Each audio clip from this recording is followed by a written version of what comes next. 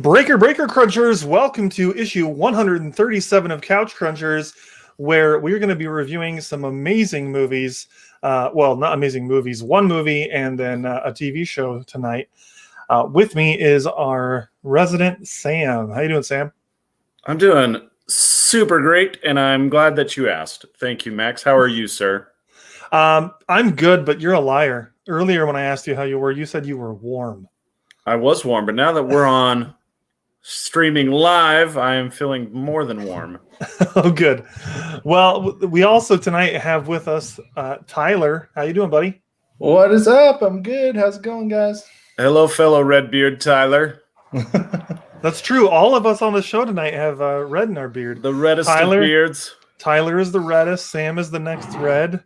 And then I have more gray in my beard at this point than anything else. And I'm the youngest of the crew.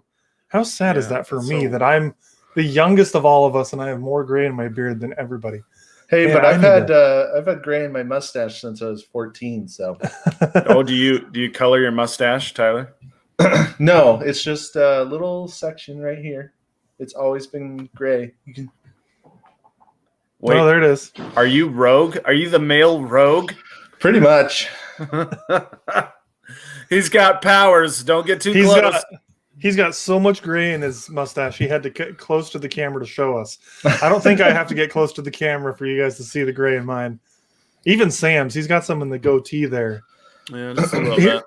Here's the nice thing about men and gray hair, though. My wife, it drives her nuts. She's like, men get older and they get gray hair, and they look like regal and refined. Mm-hmm, that's true. But women get the gray hair, and it's just like, nope, can't do that. We got to dye it. I'm like, yeah, sorry.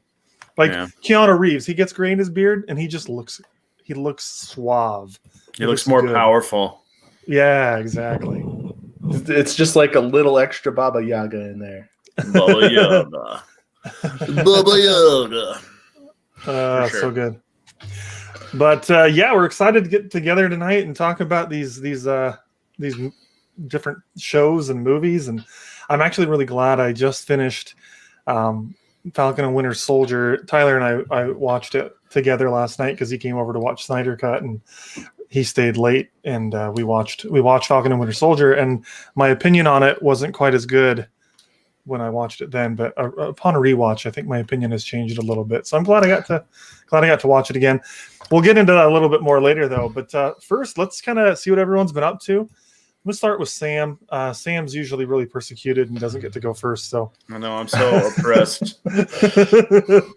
No, you know what was interesting this week is Tyler, our good friend Tyler down below. He invited me to join him in a VR gaming session up in Scottsdale. Something I hadn't ever done before, and it was really, really fun. We did this it's like a big room, and we shot up a bunch of zombies, and Tyler had done it before, so he was actually the top performer, but for a first timer, I managed to snag second place, and I felt pretty nice. I've actually been 3 times, so I've gotten top every single time. Well, hold on. You got second place over Hunter? Yeah, he did. Hunter's usually very good. Yeah. Well, I mean, I know VR is different than video games, but like VR is still a video game, and Hunter is like really good. Yes. Speaking of which, really quick, I just have to ask, who was with Hunter? Do you know who it was? It was his girlfriend and one of his friends. Do you know who the friend was? I can't remember his name, to be honest. Because my brother went as well with them. I wasn't able to go. And he was telling me that the friend that Hunter brought is someone that knows me. And he couldn't remember that person's name either. I'm like, gosh, dang it. I want to know who this person is. He's tall and skinny and has long hair. Yeah, that's what Michael said. I'm like, that could be a lot of people. And like where I know him from is like from 10 years ago before I was married. So it's like he may not have had long hair 10 years ago. Oh, anyway. He had kind of a face and with some eyes. Does that help? Yes. I saw the guy. I know who it is. All right, we're good. He had 6 fingers on his right hand. Okay, that would be an identifying feature. That's funny. He killed your father. So we did the zombie thing, and it was like 35 minutes in the actual game. maybe 40 minutes in the actual game.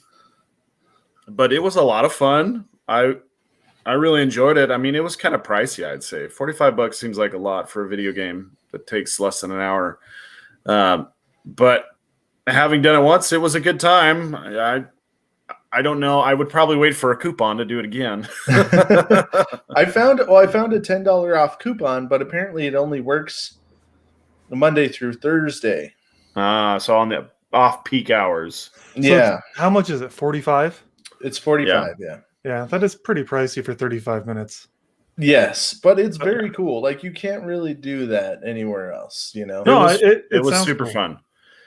It was super duper fun. But yeah, the price and afterwards I was like so disoriented. Like, this guy walked by me and it felt like he kind of clipped through me like we were in a video game.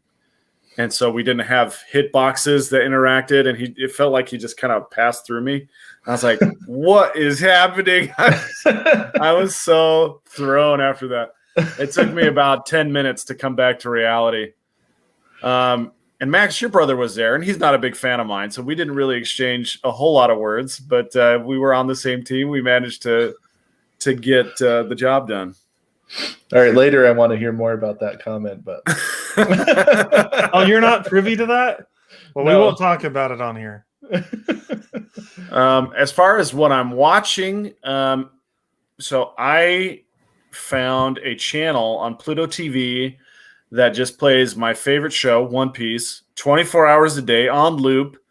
It goes in sequence, and I'm trying to see how many of the episodes they actually have, because there's almost 1,000 total episodes, and when I found the channel, they were in like the first 50 episodes. So now we're closing in on 500, and I'm like, okay, maybe they have them all. But yeah, I've been watching it for all week.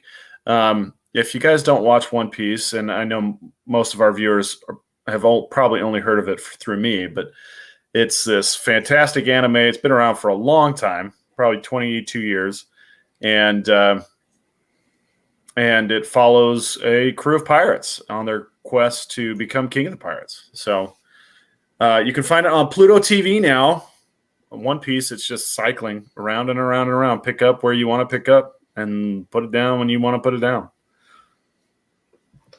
very nice. Awesome. What about you, Tyler? What you been up to? So, obviously, I also went to the VR place. I want to tell you a little bit more about this place, okay? So, the type of VR... Sam, you didn't do a good enough job telling the story. No, you know what? It's fine. No, I'm just... I wanted to save some. I wanted to save some for Tyler, honestly. And I'm very into VR. So, like, this is the type of thing that I've been always wanting since I was a kid, and I first went to, an arcade that had a VR headset on there.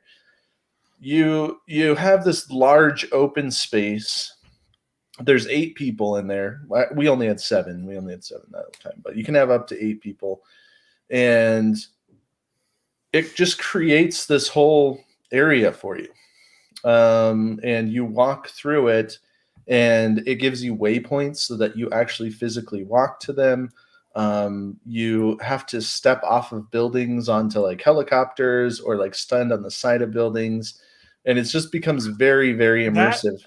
That sounds like freaky to me. Because, okay, so like Tyler came over and we watched Snyder Cut last night. And then when we were done, he had brought over his Oculus Quest so that my brother and I could try it out. And there was the Darth Vader game. I was playing that, and there was a part where there was like a cliffside. And I knew I was in my living room. I knew that if I stepped off the cliff, I wouldn't actually step off a cliff, but I felt like I was going to step off a cliff. So the idea that you're like stepping into a helicopter and stuff, it sounds like it would be kind of freaky, even though you're perfectly safe. Oh yeah. Well, pretty much everyone going from the building onto the helicopter is doing this long step. Like, I got to make it onto the helicopter. The weirdest part, Max, is they have these kind of 45-degree angle ramps that you're supposed to walk up, but the ground is level. The ground is completely flat. Oh, in the game. Yeah, so it's super weird walking up the ramp because you're perceiving it going like this, but you're walking up flat. You're just walking forward on flat ground. So it's really so you in real life are not walking up. yeah. But in the game, okay, I see. Yeah, so this is the virtual part is an angle. The real part is flat. Yeah, so it kind of does this thing. And I understand why they do that, I imagine, is because you are in VR, and so for safety reasons, we need to keep the ground flat. But yeah, that just sounds weird. It's cool. Like, don't get me wrong, it's not even a knock on it, but it's just this interesting idea. Like, yeah. Anyway, go ahead, Tyler. I was just gonna say it's still like very immersive. Like you really you feel like you're on the side of a building when you're walking on this thing.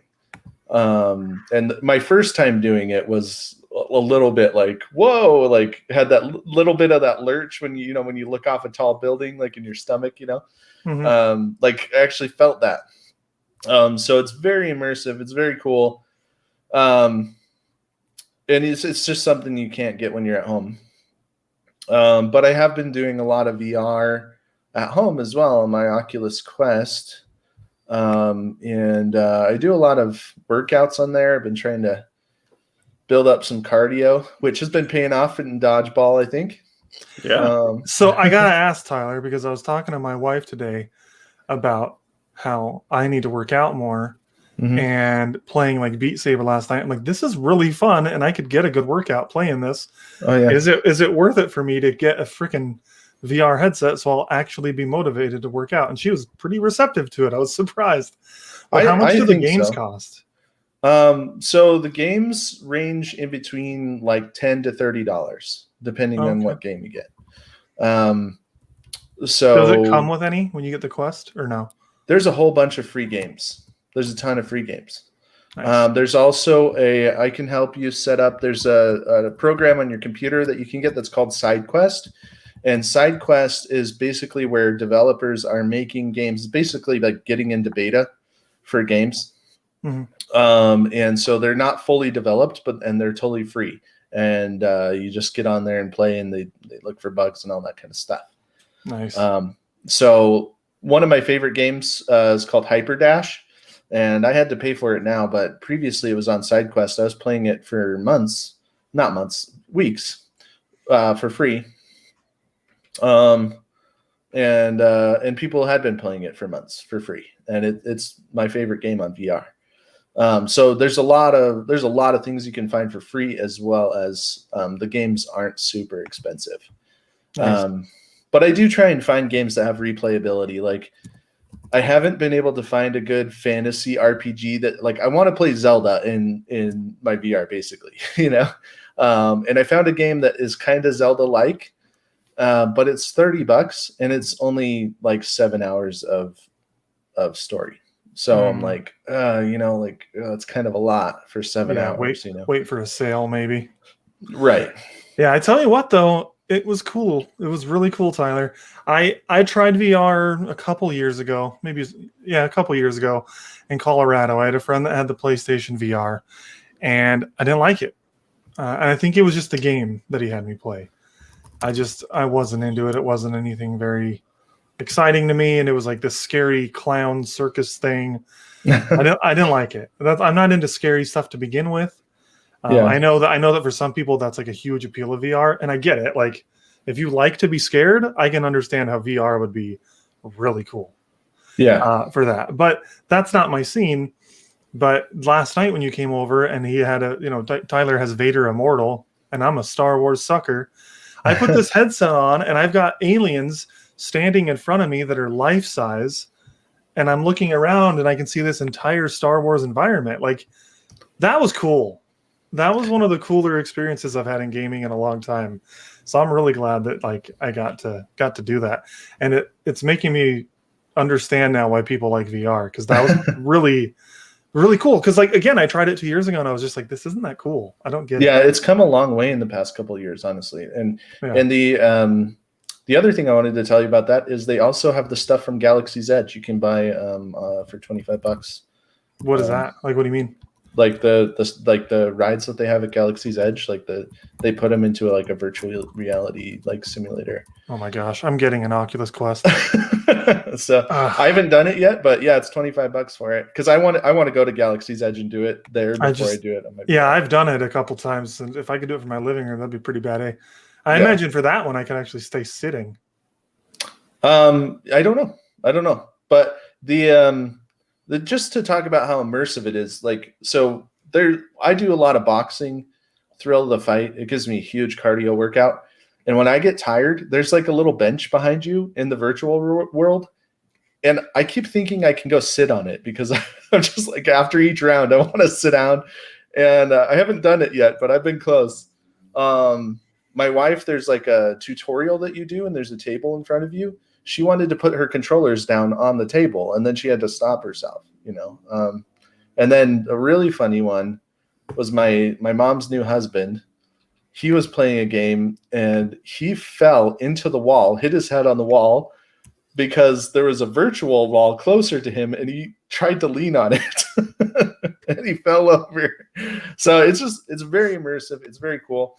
And I do have a little bit of an announcement with that, because probably not a ton of people know, because I haven't written articles for a while, but my moniker has been Captain Awesome for Couch Crunchers, and I am now going to start doing virtual reality. So I am going to be changing it to Virtually Awesome. I am virtually awesome. Sounds good. So I'll be putting up some articles, and I'm going to do some stuff on Instagram to show some progress with losing weight, doing VR workouts. So nice. Coming soon. Nice. Anything else that you've been up to you wanted to highlight, or is that? No, not really been watching anything new or anything. Just been relaxing with my wife for the past week. I took some time off. So nice. That's awesome. Yeah, I've been up to a couple new things. Well, some are old things that I'm rewatching. I rewatched season 1 and 2 of Daredevil, and then when I finished that and Daredevil season 3 started, I was like, wait, what happened? Why is Daredevil like nearly dead? And I remember, oh yeah, this takes place like right after Defenders, and so I said to myself, all right, I'll rewatch Defenders, and I got about an episode and a half in, and I haven't gone back for a couple days because that show just isn't nearly as good as Daredevil season 1 and 2. I think I'm still gonna continue the rewatch, especially because it's like an easy thing to put on in the background when I'm working. But that's one of the things I've been up to. And then my brother convinced me finally to try World of Warcraft again, and that's been fun. Like I really only played like one night, and then when he came over last night to watch the movie, I logged on and he showed me how to do a few things, but I'm not very good at it. Tyler, I think, was laughing at me with how like not good I am at the game. but it's fun. Like it was a cool thing, and I definitely am interested in playing some more. But that's pretty much, I'm trying to think if there's anything else I've been up to. I mean, that's really it. And then of course Tyler came over and we played some VR last night after the movie. So that's kind of what I've been up to. Let's move on then. Let's go ahead and just get into the real meat, the real reason that we're here. I can't decide what we should talk about first. Let's just go ahead and start with this one. We're going to start with Falcon and Winter Soldier. Nice. It's literally a quarter the length of the other movie, so we'll just start with Falcon and the Winter Soldier's first episode. And I'm going to go to you first, Tyler, since I went to Sam first for what we've been watching. I think I know what you thought because we watched it together, but give me your thoughts. So basically, I thought the show started off really strong, because it just had a big action sequence at the beginning, which was obviously the change of pace that they talked about with the show being different than WandaVision. And it was, like we talked about, it was really high production quality. Like it didn't look like, the visuals didn't look like TV show quality. So it was really cool. And they introduced the new villains that way. I think they did a really good job with, showing what Falcon can do. And then they went into Winter Soldier, and I felt like he had we're doing spoilers, right? Yeah, you got this. Yeah, full spoilers. So, yeah, I mean, with Winter Soldier, seeing having nightmares of his past and kind of following people that he had killed their relatives or friends or whatever, and trying to cope with what he did when he was being mind controlled. Like, all of that was very, created a lot of character depth. It was very interesting, and just made for some very cool scenes. Whereas jumping back to Falcon, I felt like his storyline was a little bit boring. It didn't really add too much to his character. I didn't feel like, and kind of actually made me dislike his character a little bit more. And so I feel like they wasted so much screen time on that, considering that there's only 6 episodes in the season. There's just a lot of screen time spent on his family drama, just trying to save a boat, and then with the but then they did go back to his buddy that he was doing special ops with, and there's some pretty cool scenes with him kind of going undercover and actually doing what Falcon should have been doing instead of trying to save the boat. So yeah, it was interesting. I can see where you're coming from, because that's how I felt the first time I watched it too. And I will say that I still think Bucky's storyline in this episode was more interesting and more engaging. But I enjoyed seeing Falcon, seeing Sam Wilson as Sam Wilson, like getting a different side of these characters, like their personal and their family lives, and really seeing that they're not just superheroes was also kind of fun to. They still didn't ever answer the question of how the Avengers eat and can pay for things. I don't understand still. Well, he kind of did. He was saying that they do get a lot of support from people just making donations and stuff. Yeah, but it was. I enjoyed kind of seeing that personal element to Sam's character, but Bucky's side quest, if you will, was more interesting. But I love psychological stuff like that. So seeing the tragedy of him still coping with being Winter Soldier for decades was really cool and understandable. Like, even though he wasn't in control, and so it's not his fault, I can understand why he would feel so much guilt. Well, and he had some funny moments too, when he was like, "Oh, it's been 70 years since I've been dancing. It feels like," Yeah. And like, there's a lot of good humor. 109. Or the whole sequence between his therapist was really fun. As I was watching that with Kelsey earlier today, she's getting her master's degree in social work, and she's doing an internship right now, and she's already started to do some degree of counseling with that internship. So like, she actually does this stuff now. I'm sure she would admit that she's new to it and doesn't know everything, but she is enjoying seeing these scenes. And so it was kind of fun, like getting her perspective on how that interaction went with the counselor and whatnot. And that, I thought that was really funny. And I loved the counselor, the reaction from her, just like, "Stop lying to me. I know you're lying. Tell me the truth." Like, I loved the whole 3 rules thing. And yeah, there was a lot to love in this episode. Yeah. What therapy is so fun, Sam says in the chat. Hey, it depends, man. It depends. For some people, I guess it can be. But Sam, what are your thoughts so far on the episode?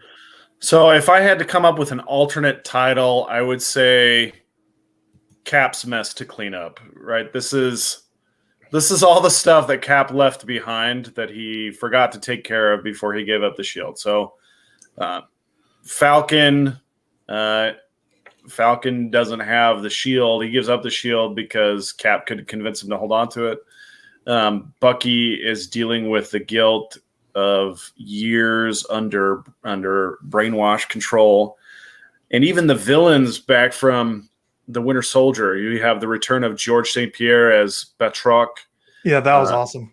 He doesn't skip leg day. He's coming at you with those kicks of fury.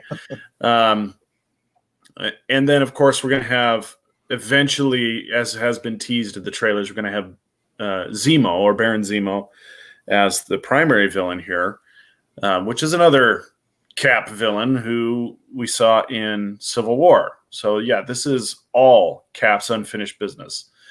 And he's passing the mantle down because, honestly, he just doesn't give a rip. I don't know if he's just retired now. They don't close that chapter. They don't say that he's died or anything, but they certainly aren't going to feature him in the show. He's hung up the shield. He's not going to be coming back. So Falcon is out there doing the missions. He's flying the missions and he's doing stuff, and he's eternally optimistic, right? Even when his back's against the wall, people are calling him off. He's like, no, I still see a way we can get this done. And he fights and he fights and he fights, and it's all because he has hope and he has optimism. And then in his personal life, he carries that same optimism into it. Bucky, on the other hand, I think Bucky is such an interesting character because he has all of this terrible guilt, but at the same time, he has a good heart and he wants to do the right thing. And one of the really difficult moments in this show is when we find out that one of Bucky's friends is this older guy named Nakajima. And Nakajima is plagued by the fact that his son was killed and nobody seems to know why or how. And he just wants answers, right? He wants answers as to what happened to his son. Well, early in the show, we see Bucky is having nightmares about this very incident. And it turned out he's the one responsible for the death. And that's kind of the big twist, right? In episode 1 is that Bucky is trying to make amends. He's trying to make things right with people that he can't possibly make things right to. And he is driven. He's kind of in a panic. He goes to Nakajima's house and almost confesses that he killed his son. But then he, I think, wisely opted not to, because it's not going to help anybody at that point. There's this kind of desperation he feels to get this guilt taken off his chest or unburden his mind from the sins that he's committed. And at the same time, it kind of feels unfair to put that on Nakajima, the dad, the old dad who lost his son. It kind of seems unfair to put that burden on him. But maybe we'll see that story, that little arc, close up at some point. But it's probably going to end up driving Bucky back to Sam Wilson to complete missions and take more risks with his life to try and undo the damage that he caused. He's going to be a lethal weapon, basically. Yeah, maybe. But he's got nothing to lose. He's got a lot of guilt. He's got a lot of pain. And not many ways to unburden himself from all that pain. And so he's probably going to be a very destructive character later on in the series. And we didn't see Falcon and Winter Soldier interact at all in this episode. And I'm really dying to see that interaction come about, especially now that we see how their personalities are going to interact, because Bucky is burdened with all this guilt and he just basically wants his life to come to an end, but he doesn't want to be a coward about it. And then Sam Wilson, on the other hand, is eternally optimistic, and he's pushing and he's pushing, and he always wants to do the right thing. And so they have this kind of overlap, but the energies that are driving them are completely opposite. So there's going to be a lot of clash, and I think it's going to be a lot of fun. Yeah, and I see what you're saying about Falcon, but I feel like when he is dealing with his sister, it's more than just optimism. It's more of he's being a little bit stubborn and selfish, honestly. Like he's not thinking about what his sister's been through for the past 5 years. He's not thinking about what's actually best for her. He's just trying to hang on to something that, and not really look like seeming like he's listening to his sister's side of things. And so I feel like that it goes a little bit beyond optimism to abrasive stubbornness at that point. Yeah, I got that vibe a bit as well from Sam, and I think that some of that is that he's been gone for 5 years, and he hasn't seen everything that's been going on. And she even says that. She's like, "Look, you've been with Doctor Strange alien cape," or something. She says something funny like that for the last 5 years, and I've been here doing this. You don't know what's been going on.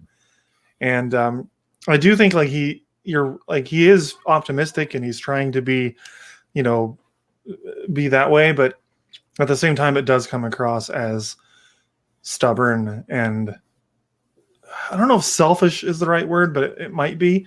I mean, I get that like he owns half of it, but at the same time, like, what is he gonna do? Because he's off in the Air Force for the most part. She's the one that really has to deal with it, and so like it feels like he's trying to save this thing but make her do all the work. Yeah, he owns half of it, not all of it, and he's not going to be the one running it. So I did find that. I mean, I get it. He owns a stake in it, and it's his family business, and so there's a lot of emotion tied up in that for sure. But I still liked the storyline. Like I don't think that Sam Wilson necessarily handled it the proper way. But I liked seeing him in that human element, and that's why the rewatch was good. Like they could have done less screen time for it and made him more of a likable character by not being as stubborn, I feel like. And yeah. So I want to talk about. There's definitely more things to talk about with this episode. One of the things I want to talk about is why you guys think he's not taking up the shield. And for me, the big thing I thought was he doesn't feel like he's worthy of it. To me, it felt like he holds Steve on such a high regard, and he doesn't feel like he's worthy to take up that mantle. What did you guys take from that? Like, why didn't he want to take up the mantle of Captain America? What do you think? I mean, clearly he's going to take the mantle. We've seen in the trailers he has the shield at some points. But what do you guys think? Well, this was another thing that made me not like his character as much, because he doesn't make any sense to me. Like he comes out and he's doing this speech about Captain America, and how he felt like the shield didn't belong to him, right? And it belonged to Captain America.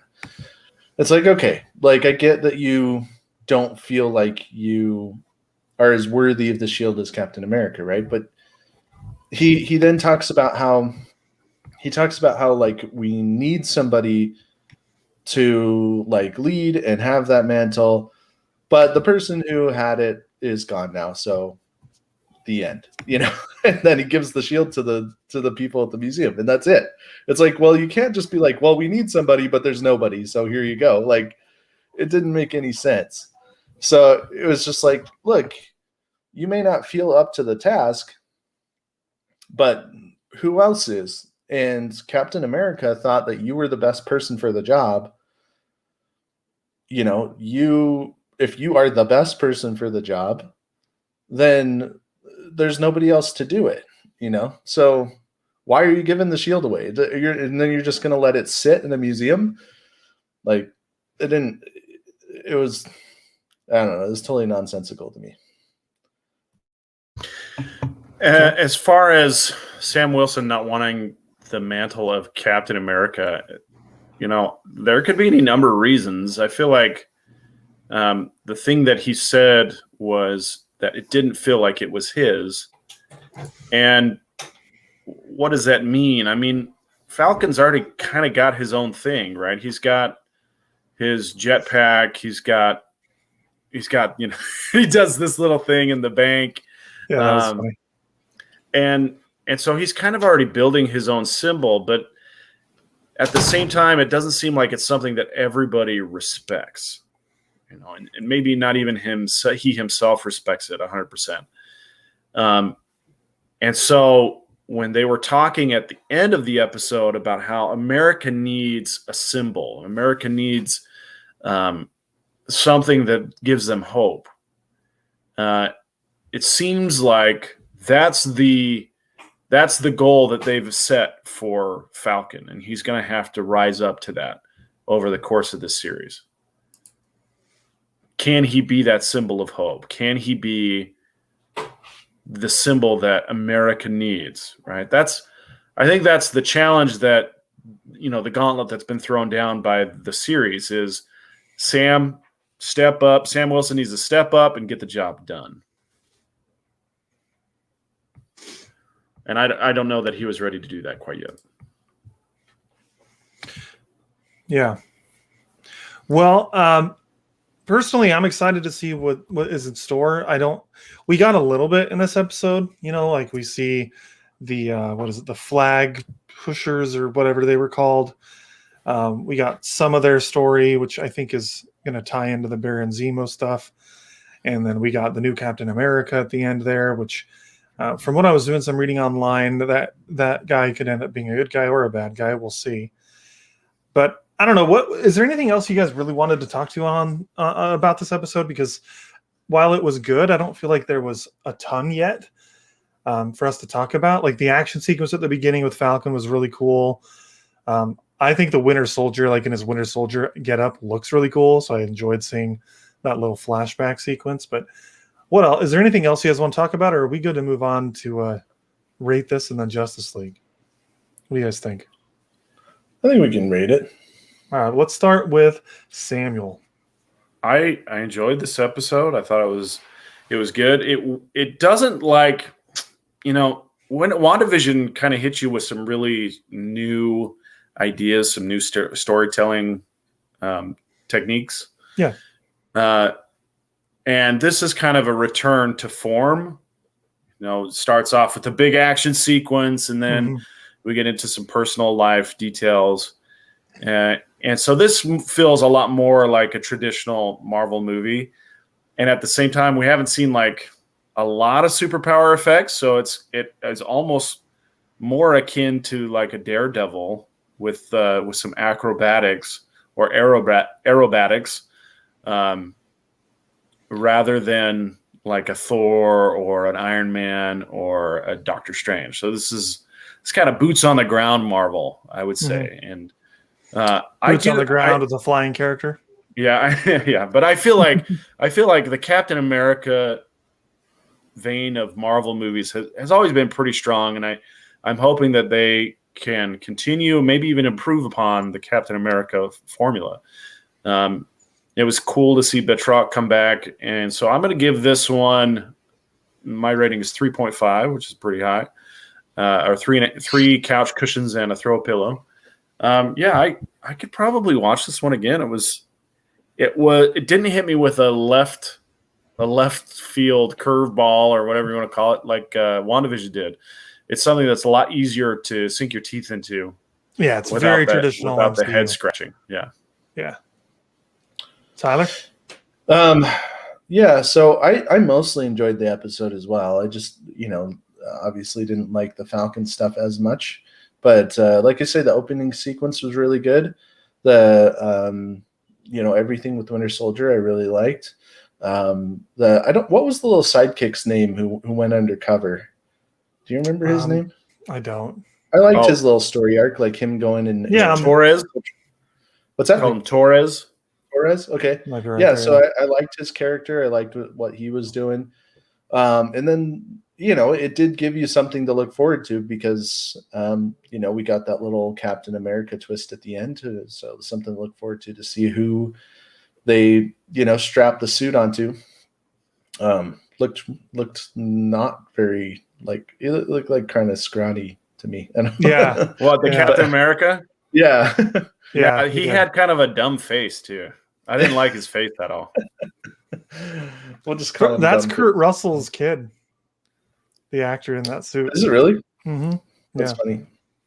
But yeah, anyway. Oh, sorry, Kurt Russell's kid. To not be My face is probably one of the dumbest faces, but I don't know. I felt like his face just really didn't fit that helmet, you know. Oh, I agree, and that's one of the things I saw in one of the articles I read. So his name's John Walker, if I'm understanding it correctly, and I think it's meant to like not look like it fits right. Yeah. Anyway, so yeah, but it did give us something to look forward to with him. So overall, I think the episode was pretty good. So I'm going to give it 3 couch cushions and a throw pillow as well. All right. Well, I think we're all going to end up on the same score. That's where I'm at too, is 3.5. 3 couch cushions and a throw pillow, if you will. I loved the action sequences. This is one of the things I've been saying for a long time with the Disney Plus stuff coming. I'm like, what I was excited about was that we're going to get movie quality special effects in a TV show. That's been the case in The Mandalorian. That's been the case in WandaVision and here in Falcon and the Winter Soldier. And I love it. Like that flight sequence was legit. Like that was a really cool sequence. And I love seeing, I can't pronounce it right, but Batrog or whatever. I love seeing him again. I don't know. Do you remember Tyler last night? I was like, oh, dude, that's Batrog. That's from Winter Soldier. That was cool. It was really fun to see him again. Tyler, I think you're on mute. But anyway, it was. But I didn't recognize him at all. And yeah, I did. Is that guy? I'm like, I don't remember. Yeah, well, and he's a UFC fighter, and so he's got good choreography and all that, or at least he used to be a UFC fighter. Anyway, I thought the episode overall was really good. I loved the Bucky stuff. Really enjoyed seeing Bucky and getting into his psychological side. On second viewing, I enjoyed Sam's story a little bit more, but it wasn't quite as engaging to me as Bucky's. I loved him taking down that senator and talking through the 3 rules. Thought it was quite funny. There's some really good humor in this. And like you mentioned, Sam, it's back to form. This is very traditional MCU. WandaVision was fantastic, and it wasn't traditional, and I think that's what made it so good. But there's a reason that we like the MCU stuff, and Falcon the Winter Soldier is just it's typical MCU, and that's fine. Like that's what we're going to get with this. And Loki, I expect, is going to be that to a degree, but maybe more of like a Guardians of the Galaxy type feel to it, since it's going to be more, I think, in space. But so that's where I'm at with it. 3.5 out of 5. I don't think that's what Loki's going to be at all. I think it's going to be like Quantum Leap. Yeah, you're probably right. Well, let's move into what I've been most excited Hold on. Wait. about. Is it because he's going to be shape-shifting all the time? Like, what do you mean? No, like, why will it be like Quantum Leap? Because the Space Stone is going to be popping him in and out of different parts of history, I think. I think that's kind of where they're taking him. Like the bureau that he ends up working with is like supposed to be in charge of protecting the fabric of space-time or something like that. And that's very Quantum Leap-esque. I don't know if I'd want the God of Mischief messing with that. Exactly. Yeah, I think that's kind of where the fun is going to come in, is seeing exactly, Loki forced into and that it's a kind of totally situation. different timeline, and so Loki's going to be an interesting one. It's going to be very interesting.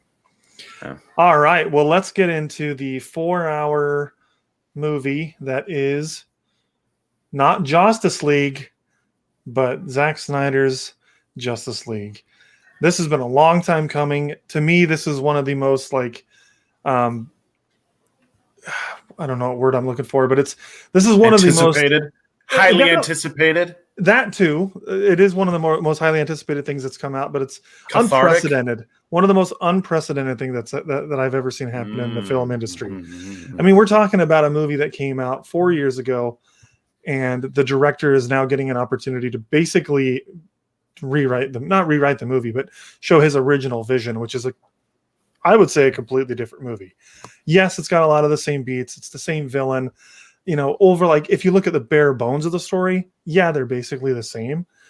But the journey of how they arrive to to that story, and a lot of other things are very different. We're going to go into full spoilers here. Yeah, in as fact, usual. what we're going to do is we're going to do a line for line read of the script of the screenplay. But we're going to take pauses in between, so it should only be a tight 5 or 6 hours. Well, what I think is interesting too, Max, is because like this doesn't happen very much where there's like a director's cut like this. But there was actually back for Superman 2, the Richard Donner cut, which I just think is interesting because like the only other one that I really can think of off the top of my head was another DC movie. So what? Oh, well, you've got the Blade Runner. There was a lot of different cuts for Blade Runner. Oh, I didn't know that. Yeah. But like my understanding is with those, and I'm not as familiar with Superman 2, was Donner not the original director of Superman 2? No, he was the original director, but they made changes to the movie that he wanted to release. Oh, okay. I would imagine that the Snyder cut is a bigger change than Richard Donner directed yeah. the first Superman movie, and then they had him do the second Superman movie, but for some reason they cut things and they changed the movie. And I don't remember the details, but I have looked that up, and he was unhappy with the way that the movie was released theatrically, and so he asked to have it redone. Well, that's cool. So it's happened to a degree, but to me, this still feels like it's very different. And this is not even remotely the same idea as like an extended cut of Lord of the Rings, for instance, which is the same movie. It's just way longer, And I love the extended editions. I know you do, Tyler. Oh, yeah. I don't watch anything but the extended editions. I was literally thinking about this earlier today. I'm like, I haven't watched the theatrical cuts in like over 10 years. And the only reason I'm ever going to watch the theatrical cuts again that I can think of is when James, is old enough to watch the movies. I'm going to start him on the theatrical so that he gets to have that fun experience of watching it again and getting all that extra content. Because I remember the first time I got to rewatch The Lord of the Rings with the extended editions, I was like, this is so cool. There's so many new scenes and it's all extended and just that it's exciting. That's assuming he ends up liking it. We'll see. But I'm going to make sure he does. If not, then you're putting him up for adoption.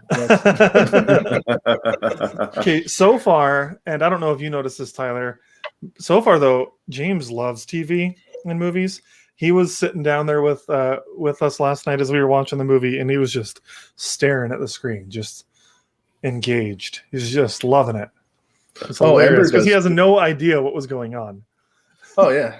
Ember does too. Like I was sitting at the computer and I was feeding her and watching. I think I was watching like Star Wars Rebels or something at the time, and she can't control her head very well yet, and so she kept like turning away from the TV or from the monitor, and she would just cry and cry, and then her head would roll back to the monitor, and then she'd just stop crying and be like, just like staring at it. And so yeah, and I had to tell my wife that she's into Star Wars already. But it's just funny to me because like we fostered a bunch and none of our foster kids were really into TV at all. And then of course my kid is.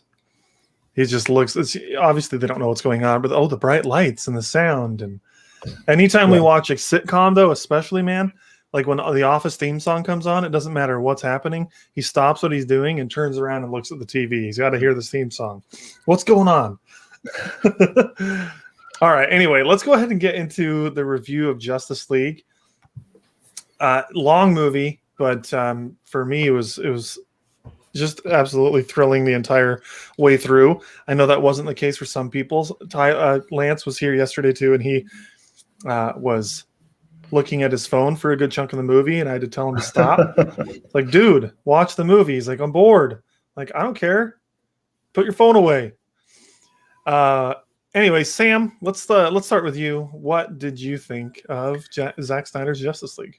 Okay, so I did something that I don't normally do, which is I was jotting down notes and things that kind of just kind of a stream of consciousness as I was watching the movie. And so there were some observations that really stood out to me. And so I want to just kind of go over some of the highlights of those before I get into it, as far as the story and structure and stuff. So I did share these on our group text, but here we go. So the boom tube, which is how the villain Steppenwolf gets around, it looks like a cosmic prolapsed anus. Yeah, I don't see what you're seeing there, but it kind of hangs down and it just kind of. I was like, that's unfortunate. Okay. And then there was like this scene where Batman is looking for Aquaman in this Norse village, and Aquaman is there. And then when he leaves, these three blonde chicks just come up and they start singing. And Bruce Wayne just kind of looks at him and he's like, I guess that's what they do here. It's like, oh, and they're really hitting it like Eurovision Fire Saga. You know, I was like, oh my gosh, they're really going for it. All they need is Will Ferrell to come out and really take this one home. And the women watching the movie are probably like, I get it. I would lament him leaving too. You know? with song. Oh, Jason Momoa, come back, please. I feel like there weren't enough Ginyu Force pose moments. You've got these 6 superheroes. You know, we want to see them. You know, I want to see them really show off. You know, they're basically gods. So why not just flex the cheeks a little bit for the crowd? Wait, who do you think would be Captain Ginyu in this situation? Batman is Captain Ginyu, yeah. Batman is Ginyu. Superman would be Frieza. Just kind of hovering over stoically, unamused. Their power levels are nothing to me. I don't know about you guys, but every time the bat signal came up, I felt like Commissioner Gordon was going to demand Batman bring him pictures of Spider-Man. I did not get that, but bring me pictures of Spider-Man. Yeah, there's the Ginyu. There's the Ginyu Force. So I'll just substitute Batman for the purple guy. Flash could be the red guy. You could have Cyborg as the green dude there. Wonder Woman would be the blue guy, and then you could have Aquaman as this kind of the guy that's kind of facing back and kind of looking over his shoulder. That would be perfect. I see it. So you thought J.K. Simmons wanted pictures of Spider-Man, huh? I will never not think he doesn't want pictures of Spider-Man. When I see him on his State Farm commercials, I'm like, bring me pictures of Spider-Man. I want to like find his address now and just send him pictures of Spider-Man. Just send him. Send him to his agent, you know, and like, hey, I thought you might like this. I hear you like these. Here's some pictures of me dressed as Spider-Man. Do people tweet pictures of Spider-Man at him? They should, man. That's a great idea. We should just start spamming GIFs of Spider-Man at J.K. Simmons. I feel like I need to get a Spider-Man suit that's like too small for me. Like just take selfies. He would freaking love that. Just spamming him GIFs and pictures of Spider-Man all the time. I hear you're really into these. All right. I also feel like, you know, the scene at the beginning where Wonder Woman kind of makes her debut in the movie. It's like this government building. It's like a court building, looks like, in London or something. Yeah. And there's these revolutionaries there, and they're going to blow it up.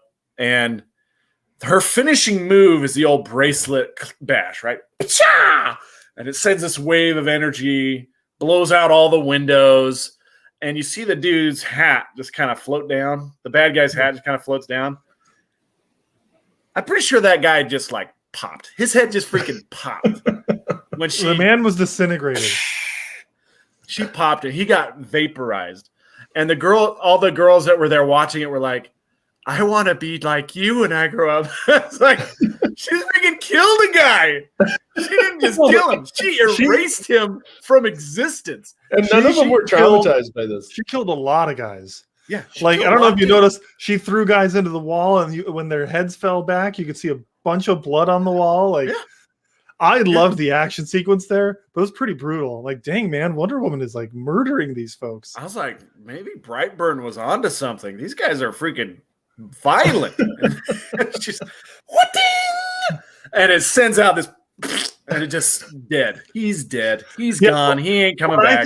There will be no trial. There's not going to be an arrest. No one's going to read him his rights. He's gone. Well, what I thought was funny about that is she stopped them from blowing up the building, and then she blew up half the building. Yeah. She just didn't blow up as much. I mean, it's just the glass and the window frames. That's easy to replace. Plus the plaster, plus the dome, plus the statues, plus all the blood stains. And the history. She just made sure the bad guys were the ones that bit it, not the kids. Well, there were all those cops outside too, and she just sent rubble like flying at all of them. She could have like totally murdered cops outside. Yeah, she could have at least given them warning. She's like, "Hey, I'm gonna blow this place up, but not with a bomb. It's gonna be with my womanly energy. Here it comes." Well, as much as I loved the movie, that was a moment that I was like, "Really, Diana? That's she freaking killed that guy. He's dead." Extrajudicial killing right there. That's a drone strike. She probably killed all the other guys that she'd knocked on the ground before. Oh, she did. And she threw them across the room into walls, man. They broke their spines. Like, she crushed them with her heels, with her stiletto heels. Boom. Well, she blew them up too because they were all just laying on the ground in front of her. Oh yeah, but she does that. She does that, and I'm just like, she's looking at the guy, and he's like slowly reloading this gun, and I'm just thinking all the other guys in a split second that she just took out. But no, she's got to hit her bracers. I was just like, that's excessive. But now I kind of want to go back and watch it with Sam's sound effects. Be like, Paka! And then all the bad guys just go. Yeah, every single one of them. Okay, so I don't know if you guys noticed this, but the gal that Cyborg gifted a Bitcoin to, you know what I'm talking about? The one who just randomly got $100,000? Yeah. She had a son, and her son was picking his nose on the bus. And nobody stopped him. I was like, hey, I know where that kid's coming from. But hey, you can't be picking your nose on public transportation, man. You got to use the secretive snot rocket, just like that. Just looks like this. That's better. Oh, it's way better. It's way better. I think it's funny that this is something you made a note of. It's important. Well, I like the way Sam worded it in our text. You thought we wouldn't notice, but we did. But we did. Like the guy playing Galaga. The other thing is Flash's suit. I don't know if you guys noticed it, but his suit is held together by rubber bands and still sponsored by Under Armour. Did it have Under Armour somewhere on his suit? I don't know, but definitely Cyborg's letter jacket from Grand Canyon University had the Under Armour logo on it. Yeah, from GCU, yeah.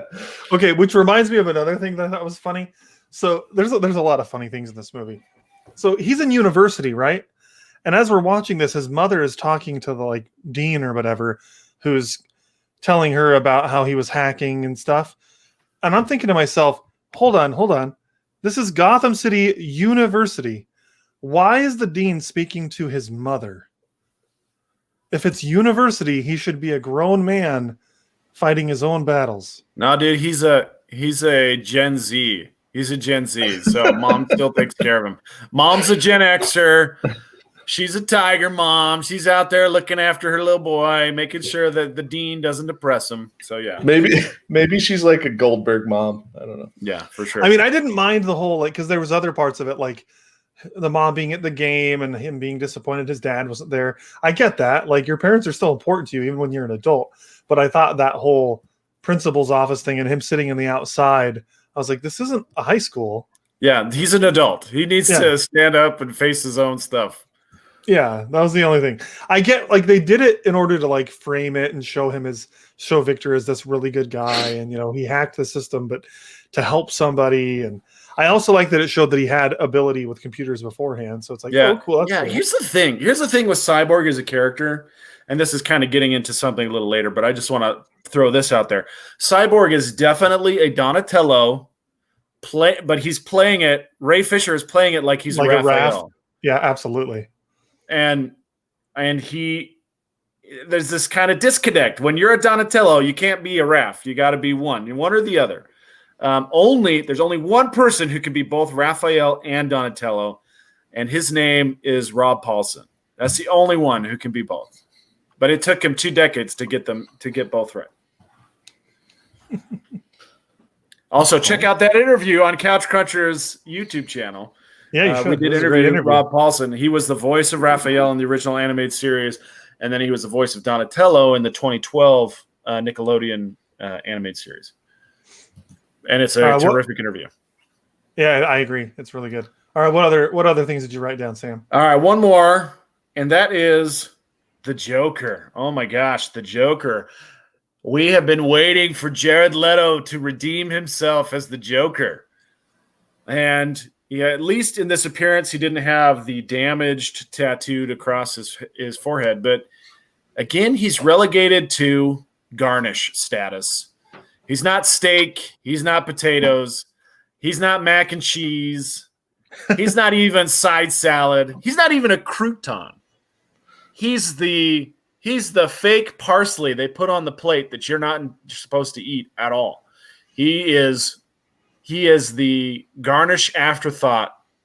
If you eat it, the best thing you'll get out of it is a fart. That's it.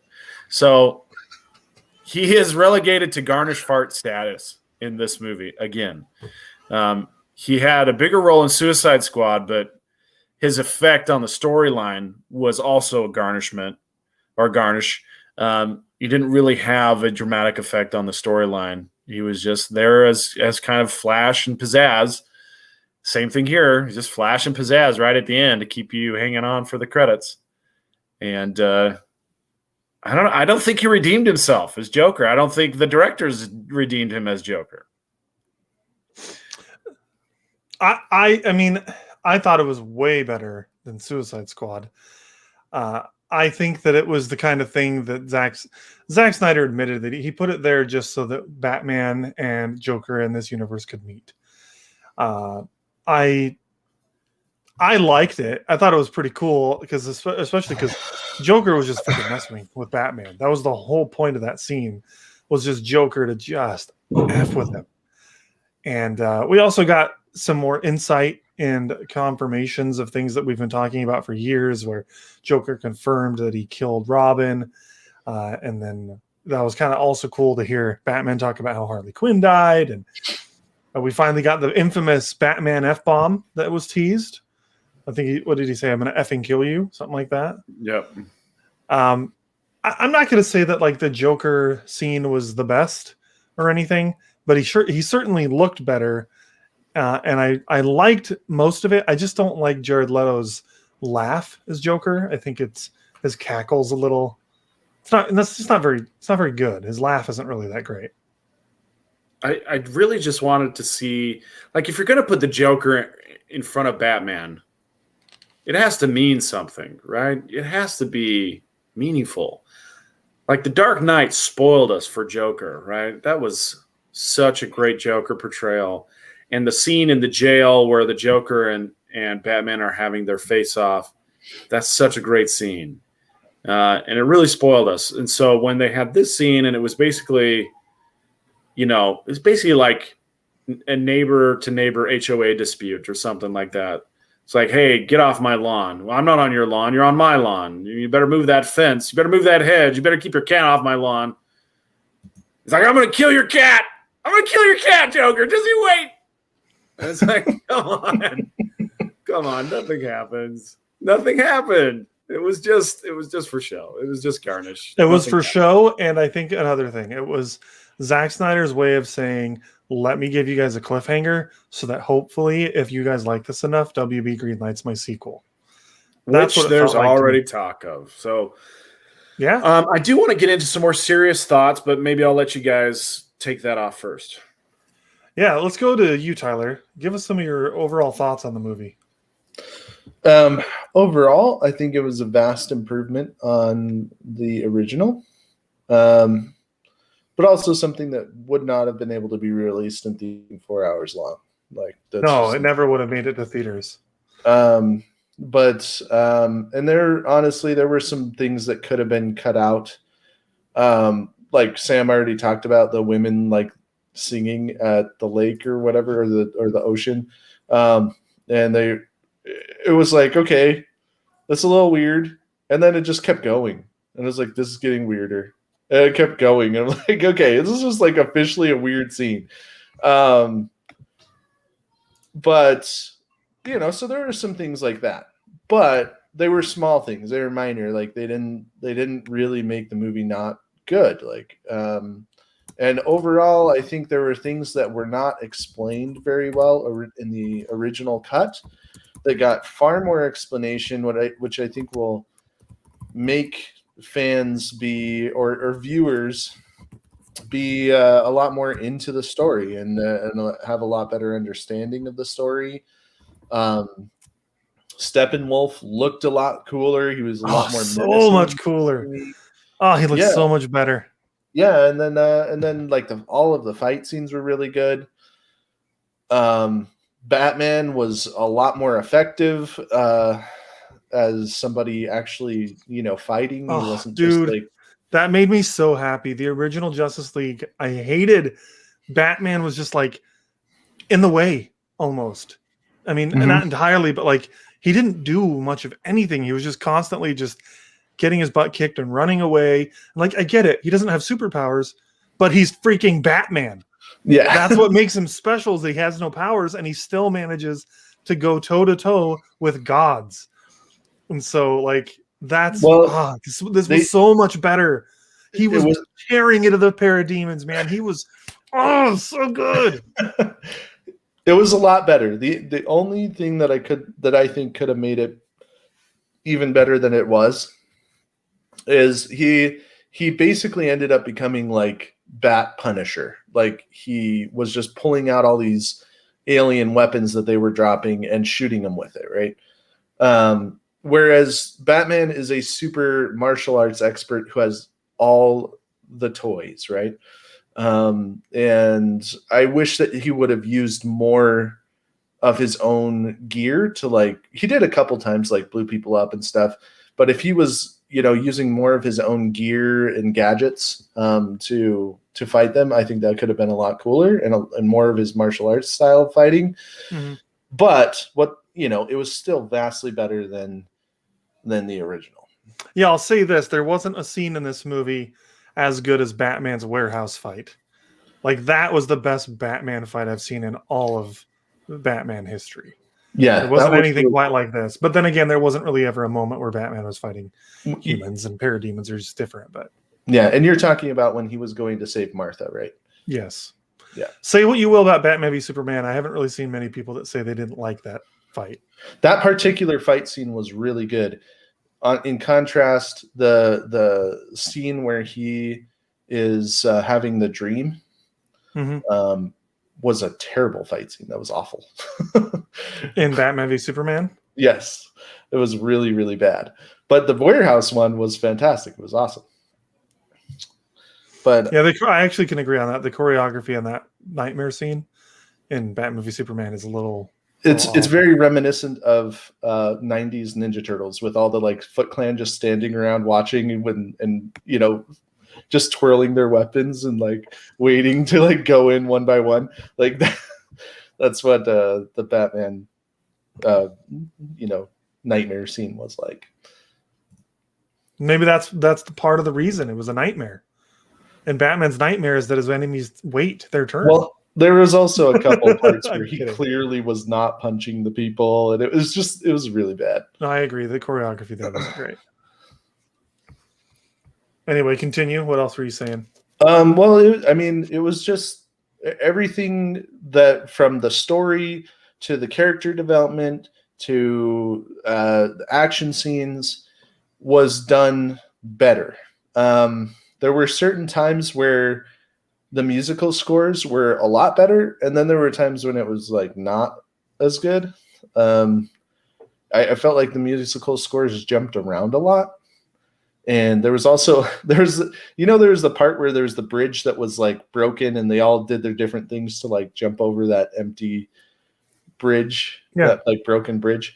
So there's a part before that where there's like danger music going, and then something goofy happened and the danger music stops, and then they start heading back to that bridge again, and there's this danger music like again. It was just like stopped, and there was like like, it was just like really weird.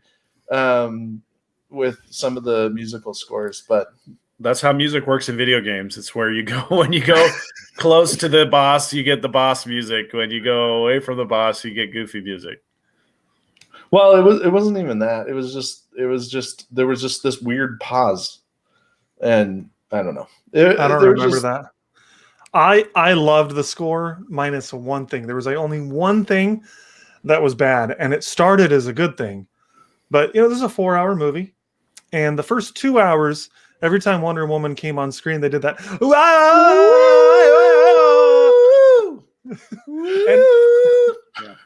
And it was like this, this. Anyway, it was a new theme for Wonder Woman, and I liked it. But about 2 hours into the movie, they kept doing it every time she came on screen, and it started to feel old. And I didn't like it. They didn't do her traditional theme enough. I was actually a little disappointed they didn't do the drums. Like that's like the really cool, and then like the electric guitar and all that. Like they didn't do that one enough. And I'm surprised because Junkie XL, Tom, I can't remember his name, but Junkie XL, the composer for this movie, was the one who did Batman v Superman. He's the one that, him and Hans Zimmer did it together. But my understanding is he's the one that came up with the Wonder Woman's original theme. So I was surprised that he didn't use it more when it was his theme. But I loved the score, and it was immediately a difference. Like as soon as you see Batman in like the frozen, wherever he was in like Iceland or something, and it was playing the new theme, I was immediately like, holy crap, this is so much better than what Danny Elfman was doing. Because Danny Elfman, like, I like him, but he just like the tone of Justice League was so different to Snyder League, and the music was a big part of that.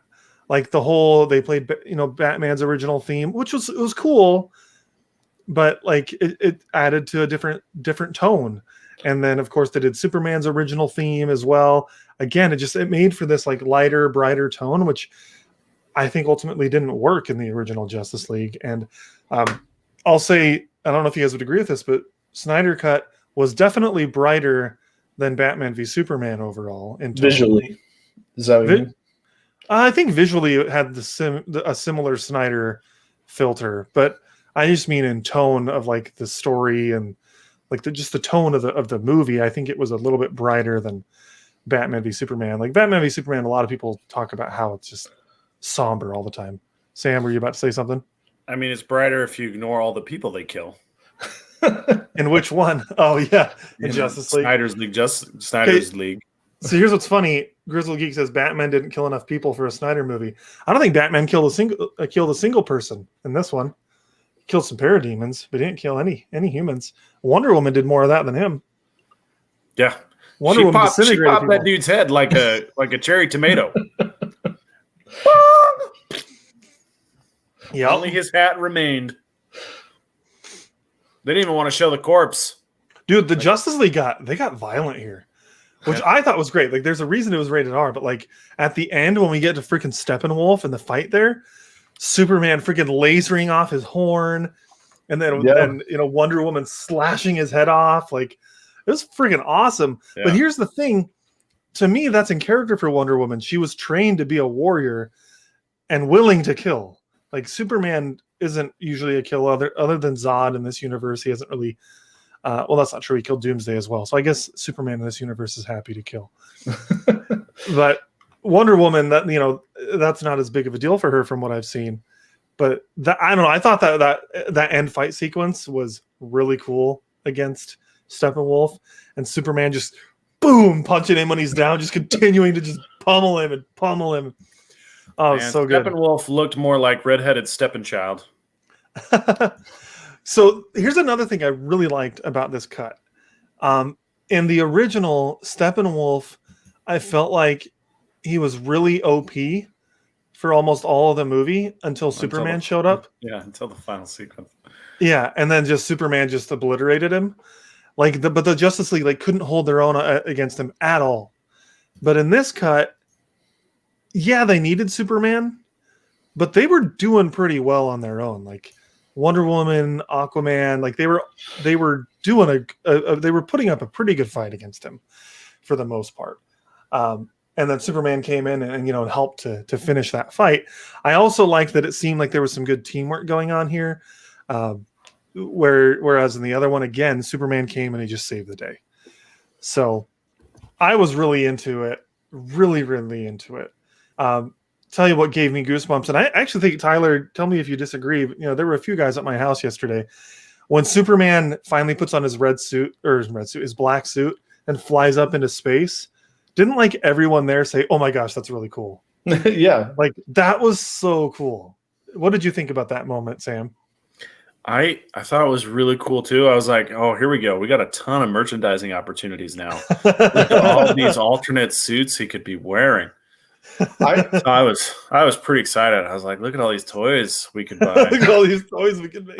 I was actually in the bathroom for that part, but I heard people say, "Oh, that's right, you were."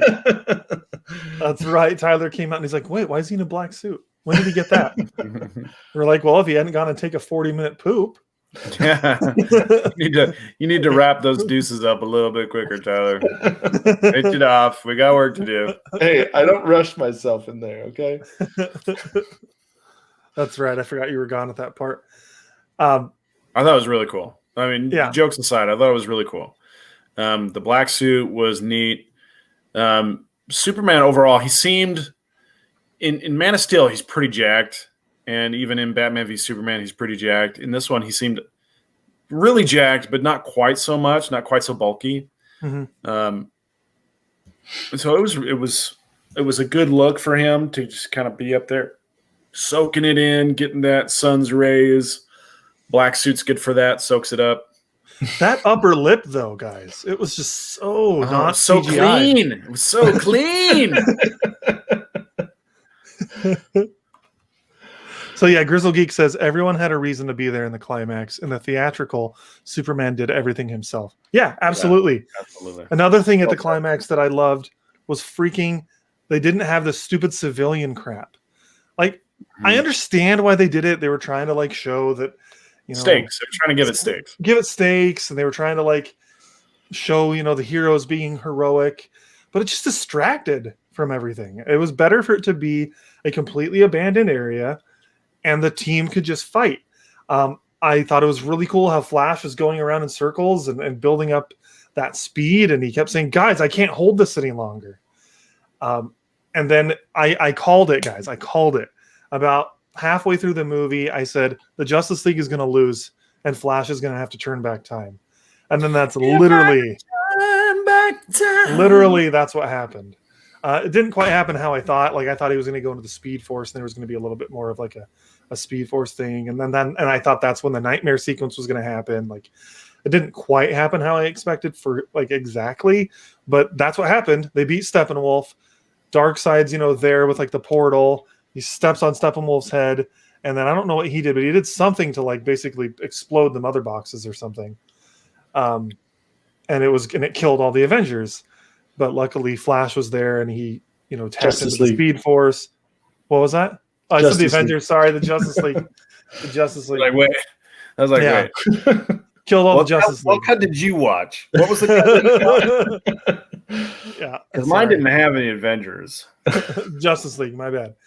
But so that happened. Then it was cool to see Flash turn back time, and who knows if we'll get to see more of this and like see how it all plays out. If we'll get a sequel, usually there's consequences to Flash turning back time. So if we get a sequel, I would hope that we get to see those consequences. Now they just got to make sure that nobody kills Lois Lane, apparently. For sure. Yeah, and that's what we learned in the epilogue.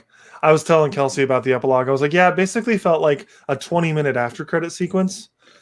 Like, and I saw someone describe this online. They said, yeah, Justice League has more endings than Return of the King Extended Edition. And they were totally right. It has more endings than Clue. Yeah. It did have a lot of endings. Which reminds me of another one that like seemed like it could be an ending. What did you guys think about the Martian Manhunter clearly reshoot, by the way, because Ben Affleck was not nearly as jacked in that scene. What did you guys think about Martian Manhunter visiting Ben Affleck there? I was like, I mean, it doesn't mean anything unless Zack Snyder gets more. Maybe gets a sequel. Yeah. Again, I feel like a lot of his reshoots were to get a sequel. Go ahead, Sam. Sorry. Do you remember all of the promotional materials for this movie? They were like, assemble the 7. Yeah. Assemble the 7. And we were like, okay. But there's only 6 Ginyu Force members. 5 in the original Ginyu Force, plus Frieza. So who's number 7? Where are you going to get number 7 from? Vegeta before he turned good. Well, I mean, yeah, something along those lines, but it was like, are you going to go Green Lantern? Are you going to bring Martian Manhunter? Is there going to be someone else like Plastic Man? Or Booster Gold, or the Blue Beetle, or there's tons of people you could add. But then when the movie came out, I was like, okay, assemble the 5.5. Who's the half? Superman? Superman for the last half of the movie, not even the last half, like the last third. Yeah. So it was, I was like, okay. Martian Manhunter, this is neat. Is he going to actually do something? Like he waits until the Earth is about to explode. He's like, okay, you guys got the last one. Good job. Good job. Count me in for the next go round. All right. Count me in for the next round. Just don't anybody bring matches or a lighter. I'm why Wonder Woman said there needs to be room for more at the table. Right. Yeah, I do remember in the marketing they kept talking about Unite the 7, and I'm like, yeah, but at the time they had confirmed no Green Lantern and they had confirmed quite a few things. So I remember thinking the same thing. I'm like, well, there's only going to be 6 in this, so why are you uniting the 7? I'm confused. Yeah, why are we talking about 7? They kind of teased Adam as well. Yeah, they did with Ryan Choi. Yeah, the Justice League's version of Ant-Man. Oh yeah. Yeah, but Martian Manhunter, I like the character of Martian Manhunter. I thought he looked pretty cool. I don't think they were able to quite put a lot of work into the CGI. Like it looked slightly better than like the CW Martian Manhunter, but it looked not quite as good as I would expect from a movie CGI. It feels like they didn't put a ton of budget into it, but which I get. Like it was more of like an after credit type thing, but I thought it was cool. I thought it was nice to get the confirmation finally that general is, Martian Manhunter, John Jones. Yeah.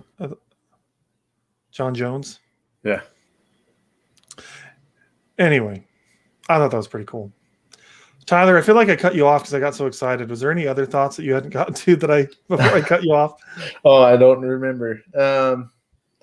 I don't know. No, I mean that's pretty much it. I mean there's a lot to say about the movie, but when we're giving an overall thought on it, like I say, plot, character development, and action scenes were all vastly improved and more explained and more in depth, and just made it so that people who didn't really like the old Justice League might enjoy it, a lot more, depending on why they didn't like it. But but for the most part, I think that the vast majority of the audience is going to like this movie more than the original cut. Well, I pulled it up earlier, and I'm going to show it on the screen again. I think we're already seeing that as being true. I mean, we're looking at a 97% audience score. And if I type in here Justice League, like the original from 2017, where's that? It's been erased. They don't have it. It's gone now. 71% audience score. That seems pretty high, actually. Yeah, 40, I thought it would be lower. 40% tomato meter. But the Zack Snyder cut is at 74% tomato meter, so it's actually fresh at this point. And the 97% audience score. I mean, that's pretty darn good. I think that's got to be the highest rated audience score for any Zack Snyder DC movie to date. I mean, what was Man of Steel? I know BVS is real bad. 75% audience score, 56% tomato meter, and then Batman v Superman: Dawn of Justice was a 63% audience score, 29% tomato meter. So clearly, people are liking this one a lot more than anything else he's done before. So it gives me hope that we'll get more. I want to get more. I've loved everything he's done. This is a trilogy finally coming to I wouldn't say a close, but this was Zack Snyder's trilogy. Man of Steel, Batman v Superman, and Justice League are a trilogy. There was Wonder Woman and Suicide Squad in between there, which was good. I'm glad we got Wonder Woman so we could get some backstory. And I still think to this day we should have gotten a Flash movie and even a Cyborg movie before Justice League ever came out. That's why this movie was so long. That's why they did 4 hours to adequately give you some introduction to them, especially Cyborg. I don't think Flash got a ton more introduction, but Cyborg did. But he did get a good introduction, though. It could have been longer. I thought it was pretty goofy. It was goofy, but it was supposed to be. It was. Yeah. I liked it. Him catching the hot dog. You don't really know why at first. I was like, what is he doing with that hot dog? Yeah. He's touching the girl's hair, and then he's like, hot dog. Yeah, he's like, I know just what to do with that hot dog. I'm like, what's going on with that dog? No, and think about Flash was pretty much relegated to comedic or comic relief in the first iteration.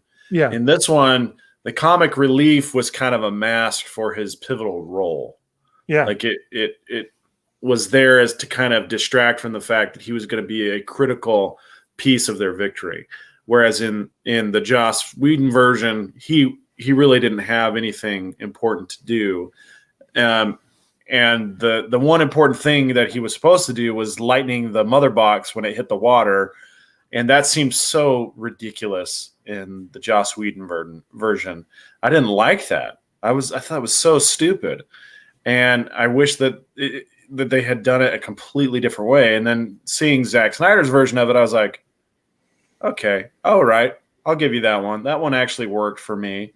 I still wish I had seen something different, but it worked a lot better than the theatrical release. Yeah, and that was cool to see the tease of him turning back time, because that happened there as well. But I agree, it was nice to not have this you have to make sure you touch it at the exact moment that it touches the water and all this stuff that they didn't even know. So stupid. Yeah. Also, it's funny to me that they thought resurrecting Superman was going to be a good idea. Yes, it worked out for them, but Lex Luthor had literally done the same thing months earlier and created a monster that killed Superman. Yeah. And then you're like, let's do the same thing, but instead of using Zod's body, we'll use Superman's body. I mean, they didn't do the exact same thing, because I think Luthor used some of his cells or something like that to create Doomsday. But still, they were basically doing the same idea.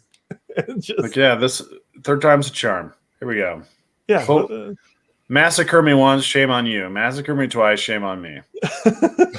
But it ended up working out. And I thought it was also cool because I had thought, based on, again, the Justice League version, that the whole Lois is the key thing was her coming and making Superman snap out of his rage or whatever. It reminded me of Young Frankenstein, where the doctor sees the monster for the first time and he goes, "Hello, handsome." And so Lois pops up. She goes, "Hello, handsome," and he's like, Yeah, but so what was gone here is Bruce didn't say anything about bringing the big guns like he did in the original. Lois just showed up on her own and saved the day essentially. And then they have that conversation later where Bruce is like, Barry came to me and said that Lois is the key, and I don't think that was why. And we get some more insight into that in the epilogue, that Lois is the key because she died, and now Superman's gonna kill y'all. Town. He's a little And bit crazy. He was in the more traditional Superman suit at that point, right? In the epilogue. Yeah, he was looking very, very, hair side parted, very well groomed, kind of looking like a crazed altar boy on Sunday. So I'm gonna laser you.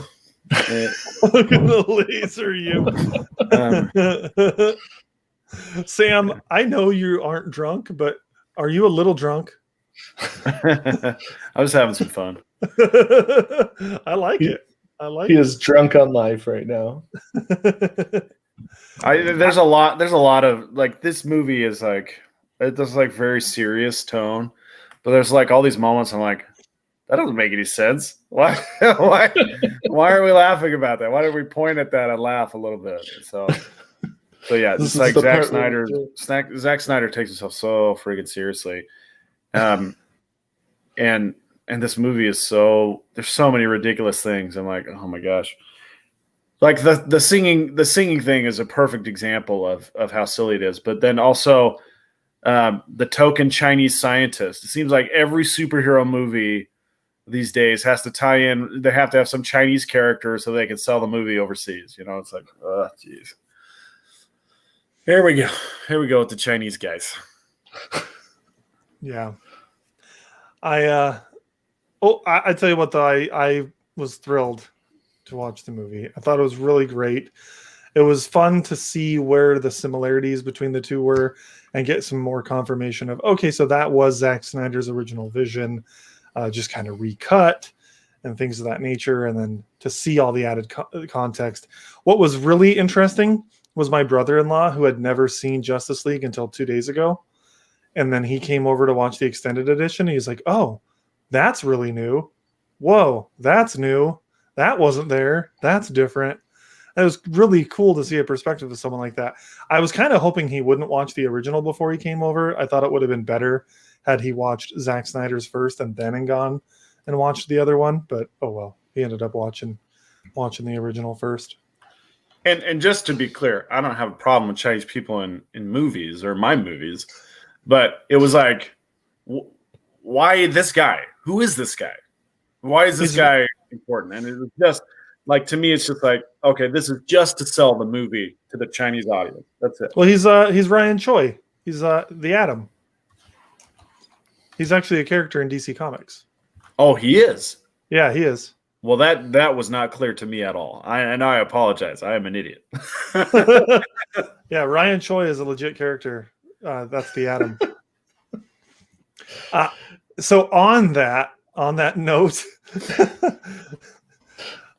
I know there's so much more we could talk about with this movie, but I think we're good unless there were anything that you guys were just dying to get out that you hadn't talked about. So let's go ahead and go into our ratings. We'll start with Tyler this time, and then go Sam, and then me. So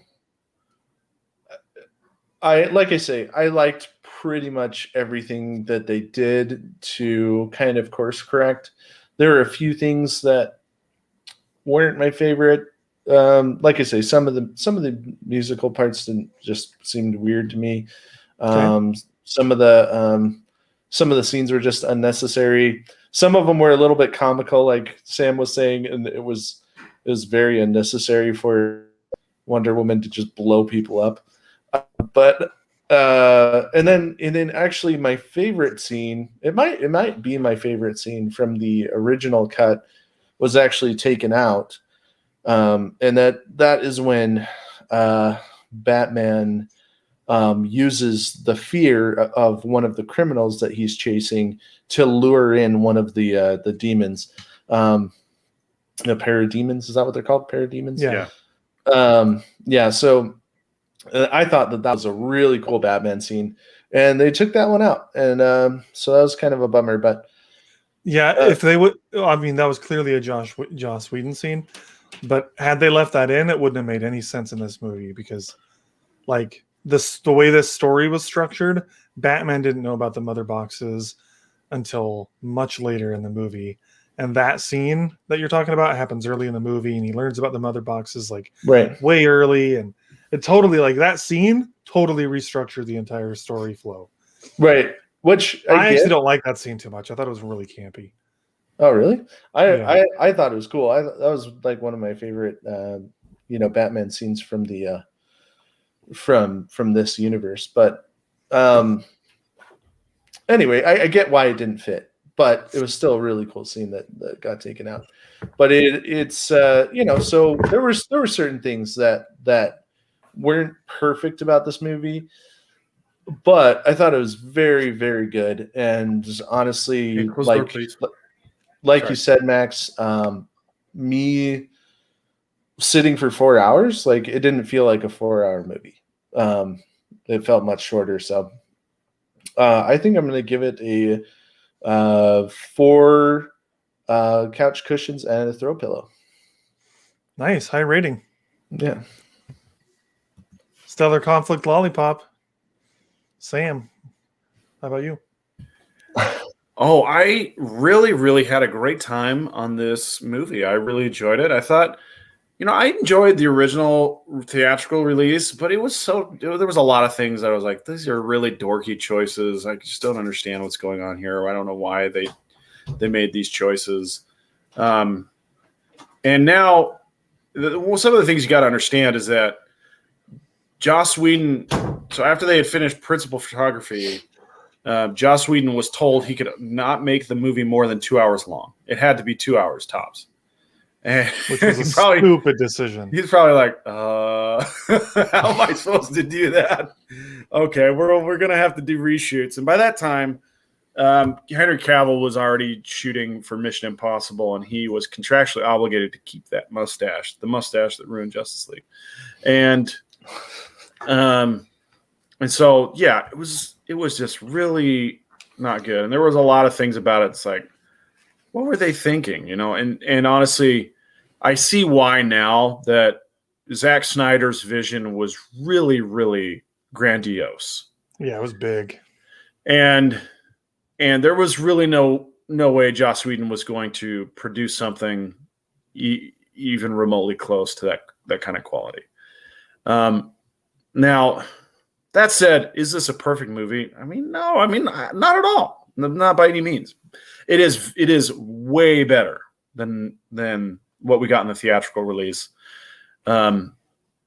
It's way longer. It's double the runtime, and that can be really difficult for a lot of people. There's a reason why movies are 2 hours, because it's like that's how long it takes for the drink that you brought in to hit your bladder, right? and you've got to run to the bathroom. So 2 hours is about as much as you're going to get in a theatrical release. But sitting down at home or sitting down at your computer and watching it, it's a different story. So you can pause it. You can make that bathroom run. You can really stretch the limits of the medium.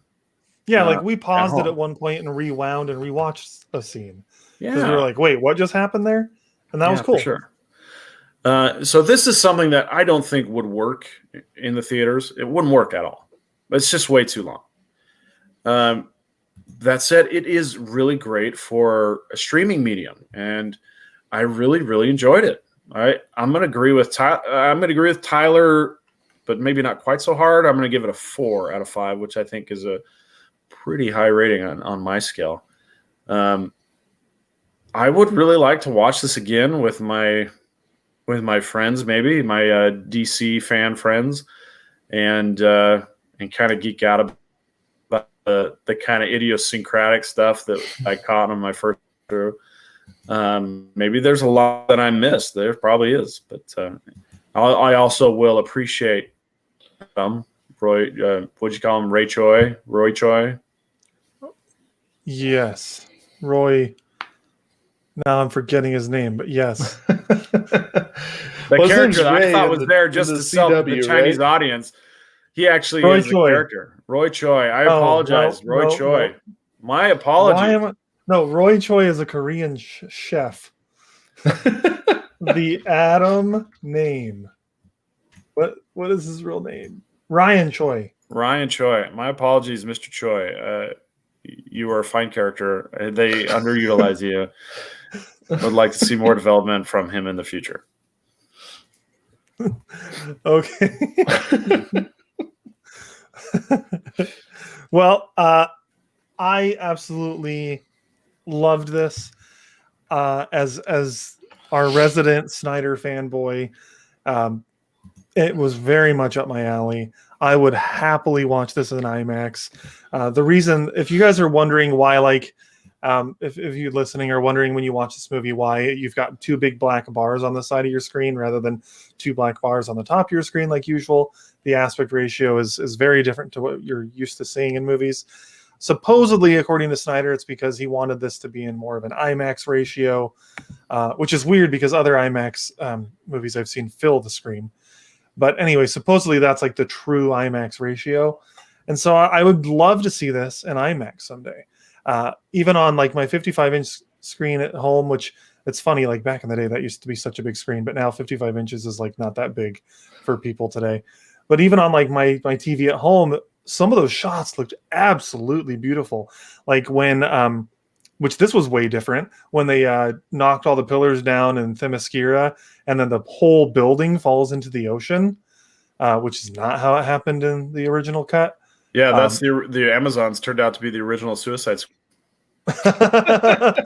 But that scene when you see it falling into the ocean was gorgeous. The cinematography in that was beautiful. The mountains where Batfleck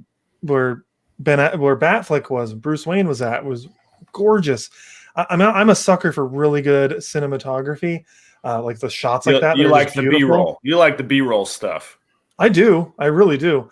And so I would love to see this in IMAX someday. So I agree with you, Sam, that it definitely, because of the runtime, is much better for a streaming scenario where you can pause it and take your time. It's also broken into 7 parts. So if you wanted to watch this as like a mini series, you have that option. You got like 20, 30-minute snippets if you want to watch it that way.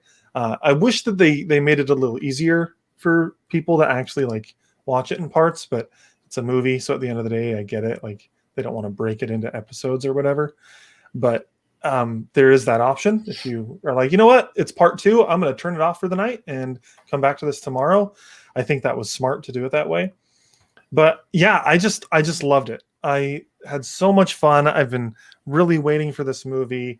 From the moment the movie started, it felt like a continuation of this trilogy Snyder's been building. It doesn't hurt that it starts with Superman's death, but yeah, I just had so much fun watching this movie with my buddies last night, and it wasn't perfect. There was some weird stuff, like you mentioned, Sam, the singing women, Wonder Woman literally disintegrating a guy. That was a little overkill, and a few other things like I'll say, I said it earlier, but Wonder Woman's like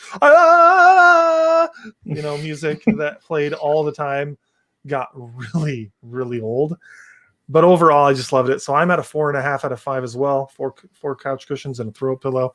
It's not quite a 5 for me. It didn't make that kind of an impact on me, but I absolutely loved it, and I can't wait. If it ever comes to theaters, I will be there to watch it in IMAX. And I will bring a pea cup so I don't have to stand up. Max, I know that so you mentioned that scene with the like Amazon temple like falling into the water. You mentioned that when we were watching it, that you thought that was so cool. I actually had a thought about that when we were watching it that I didn't spout out of at the time because I thought it might ruin it. But what I pictured when what's her name, that like the Wonder Woman's like adopted mother, Hippolyta. Yeah, so she's like standing there looking out at the ocean, and all I pictured was Forrest Gump on his boat, being like Jenny, and like waving at her. That's funny. But I thought that might ruin the moment for you. So I probably would have laughed. We were razzing the entire movie. At one point, people got I think people got annoyed with me because even though I was kidding, I think it was my brother. He had his notification sound on, and he kept getting texts from his wife or whatever, getting notifications, and I was like, "Silence your phones, people!" And they're like, "Dude, we've been talking the whole movie throughout this whole thing. Why?" Are you? I think people weren't getting that you were like referencing the like before the movie, like silence is golden. That's exactly what I was doing. I was just referencing the before the movie thing, and I was mostly kidding. And that's totally different. That's totally different from riffing on the movie. Like you can still be in the movie while you're riffing on it, but when you're getting texts and someone's looking at the phone, it takes you totally out of the experience. Yeah, and that's what I had so much fun with. That's like one of the cool things about theaters not really getting new movies. Like I miss the theater and I want to go to the theater more often, which I do on occasion. I forgot to even mention this. I went and saw Chaos Walking, which wasn't that great earlier this week in theaters. But like this is really fun getting, a few buddies together and watching a comic book movie like this for the first time together was really cool. We're all razzing and making jokes throughout the movie, and we made one of my friends really uncomfortable because when Superman is first in his ship, I'm sorry, but Lance and I agreed that it looked like he was in a ship full of vaginas. and so we started making jokes about that and what it would be like if Superman were to masturbate and it would blow a hole in the barn. And one of my buddies was just like, "Stop it! Stop it!" We were just Max has this sense of humor that's either like completely naive and innocent or like X-rated pornographic. There's like no in between. And I'm just sitting back here with you guys. You're talking about anus teleportation machines, and Max has his stuff going on, and I'm just like, where are you guys coming up with that stuff? Yeah, and well, like we were also like, so as you guys have seen, Lance on this show, when he thinks a woman is attractive, he's very vocal about it. And so as we're watching the movie, anytime Gal Gadot comes on screen, he's like, "Oh, she's so hot." And then Mara comes on screen, and he's like, "Oh, she's so hot, but she's crazy." And so we started ranking the hotness of the female characters. And then I was like, "Guys, we got to make sure we're equal here." So we started ranking the hotness of the male characters too. And my wife was hearing us from upstairs, just like, "Oh my gosh, these children, these men." And she was like, as long as you rank Aquaman as the hottest, we're good. My wife is a very big Jason Momoa fan. Anyway, all right. I think that'll do it for us tonight. Was there any like fab or flubs you guys wanted to talk about? I think I'm good. I think we can move on. All right. Let's go ahead and close it out for the night. Thank you everyone for joining us today. It's been fun talking about Justice League. As always, you can find our content on your podcast service of choice. We are on Spotify, iTunes, Google Podcasts. You can find us on our website at couchcrunchers.com. And until next time,